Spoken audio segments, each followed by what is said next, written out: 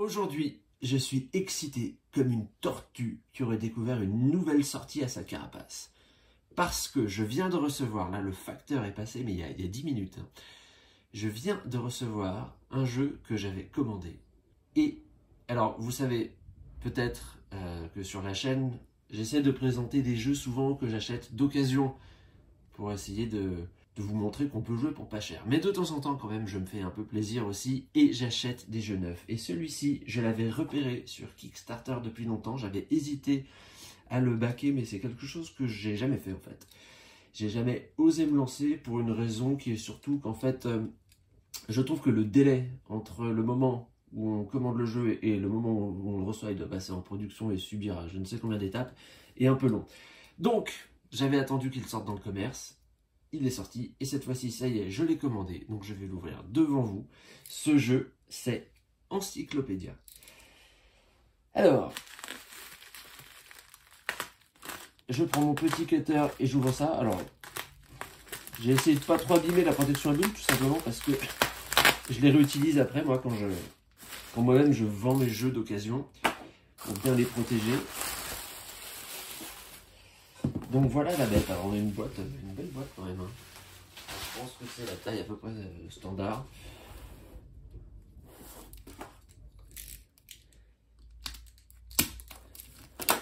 Alors c'est un jeu, j'avais hésité aussi à l'acheter, je vais vous dire.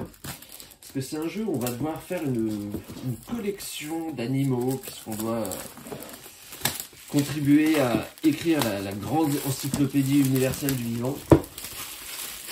Et en fait, il se trouve que j'ai déjà chez moi Ark Nova, qui est un jeu basé sur les animaux, vous le connaissez peut-être. Je ne crois pas que j'en filmerai une partie dessus là, parce qu'il est très long. Ark Nova, je parle. Et donc, je me disais que si je prenais Encyclopédia, ça risquait de faire un petit peu doublon peut-être.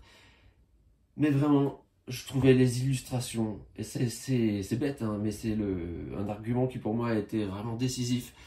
Je trouvais les illustrations que je voyais de ce jeu, mais à tomber à la renverse. Et donc, je me suis équipé de harnais, là, spécialement pour cette vidéo. Normalement, je vais réussir à rester debout. Je vais voir tout de suite ce qu'il y a dans cette boîte. Alors, j'ai toujours trouvé que c'était débile, ces vidéos de unboxing. Mais là, je suis tellement impatient de découvrir le contenu de mon jeu, là, que j'en fais une moi-même. Je renie mes principes. Et peut-être que je suis en train de sombrer dans un nouveau mode de vie, un nouvel univers de futilité, mais de plaisir aussi, de partager un peu le plaisir de la découverte. Oula, alors, je peux vous dire une chose déjà, là, d'emblée, c'est que on a un livret de règles qui est assez volumineux, assez épais. Je regarde rapidement, ouais, on en a plus de... on a quand même 23, 25, 27... Voilà, 27 pages de règles. Avec... Alors là, j'ai un reflet, je vais me mettre là. Avec quand même une aide de jeu à la fin. Bon, je regarderai ça plus en détail tout à l'heure. Ce soir, je vais peut-être le lire avant de m'endormir. J'espère que ça ne m'endormira pas. On a ensuite les classiques, les planches à dépuncher, elles se dépunchent toutes seules, donc on a des jetons d'argent, on a ici un jeton que j'ai pas du tout idée de ce que c'est, mais vous pouvez déjà avoir une petite idée, vous, quand même du travail d'illustration qui a été fait sur ce jeu. Donc je pense que, voilà, encore plein de planches à dépuncher. Je pense, disais-je, que je vous en ferai une partie très prochainement. Je finis ma campagne d'In Oblivion. J'ai déjà tourné 3 parties là. Il me reste plus que le mode chef, le mode ultime à faire. Et ensuite, je ferai une vidéo de ce jeu qui comporte un mode solo. Alors j'aimerais bien faire une vidéo aussi avec ma chère et tendre, mais je crois que c'est pas vraiment son truc. Donc pour le moment, je suis cantonné à faire des vidéos solo. Bon, cela dit, alors là, on a ça, je crois, c'est bizarre, hein, cette planche. En fait, je pense que ça sert à faire des rangements pour les divers éléments du jeu. En fait, je vais pas la faire longue, là. Hein. Je voudrais simplement, je vais vous montrer un peu le plateau. Et puis les cartes, je voudrais vous montrer les cartes, parce que c'est là que que se trouve la beauté totale des illustrations du jeu. Alors le plateau, on va le voir. C'est un plateau qui est assez imposant aussi. Hein. Il prend toute la table, tout mon temps de travail. Là. Vous voyez, ça se prend dans ce sens-là. On a une piste de score qui fait le tour du plateau. Et des vidéos que j'ai vues, je pense que on doit avoir un jeton pour compter les points qui est réversible parce qu'on peut monter à plus de 300 points.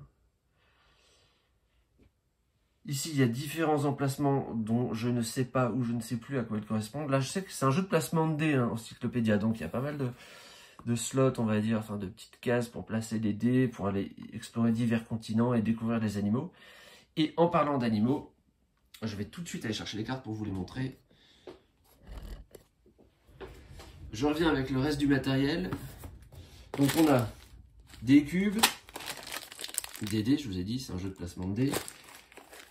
Des blisters, alors ça c'est la grande passion des éditeurs de jeux de société, c'est de nous foutre des blisters à plus savoir comment faire. On a un sac, alors on va piocher apparemment des choses. Illustrer, bah, ouais, voilà, comme pouvaient être illustrées les planches d'études de la nature à cette époque. Et l'époque dont je parle, je crois que c'est le XVIIIe siècle. Hein. Et le paquet de cartes. Et voilà moi pourquoi ce jeu m'attirait, c'est que je trouve que toutes ces cartes, donc c'est les animaux qu'on va devoir partir étudier sur les 5 continents, je trouve que les cartes sont d'une beauté. Parce que vous voyez, vous avez l'animal principal, puis derrière vous avez tous les croquis, on a vraiment l'impression d'être dans le cahier de notes d'un biologiste du XVIIIe siècle, d'un naturaliste. Je trouve ça extraordinaire, les illustrations de ce jeu. Il y a eu un travail. Regardez la tortue là, elle est excitée comme une tortue qui va trouver une nouvelle sortie. Ben, c'est moi là. Je viens d'Australie. Première nouvelle.